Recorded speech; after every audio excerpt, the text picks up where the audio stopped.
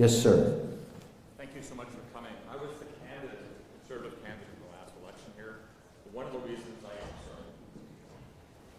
thank you for coming. I was a conservative candidate in the last federal election. And one of the reasons I entered the political arena and not being a politician was veterans and our military. So it dovetails with the question that was just asked. But I'd like to give you as an opportunity to answer a question that the Prime Minister did not answer at the town hall meeting here in January. I had a question to ask in that town hall meeting, and I listened to the Prime Minister as he danced around every single question. And I'm not exactly. Actually, I'm feeling a little wild just going back to that question. But here's the question. It's on behalf of a lady whose name I do not know. She asked a question. It was a fair question on veterans. It was on the Veterans Charter.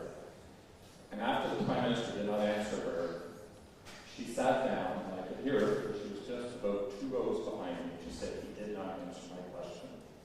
I tried that day to get the Prime Minister's attention, and he would not. And the question is? The question is this.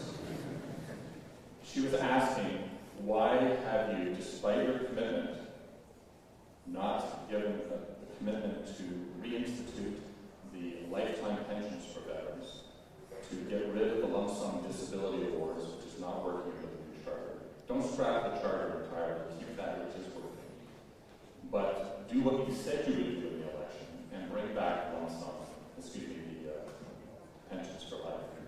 He did not answer it. Instead, what he has done is he has started the legal action being resumed against the veterans of us. So I'd like to give you a chance to Yeah, so let me tell you why he didn't answer the question. He can't afford it. That's why. When you serve your country and you take the ultimate risk to sacrifice your life for your people, you deserve respect in perpetuity for the rest of your life. That's what we committed to our veterans. But now, because our economy is not growing anymore, he could never say yes to that. You simply can't afford it. Just as you can't afford the commitments to health care or to the military spending or our NATO commitment, we can't afford any of it.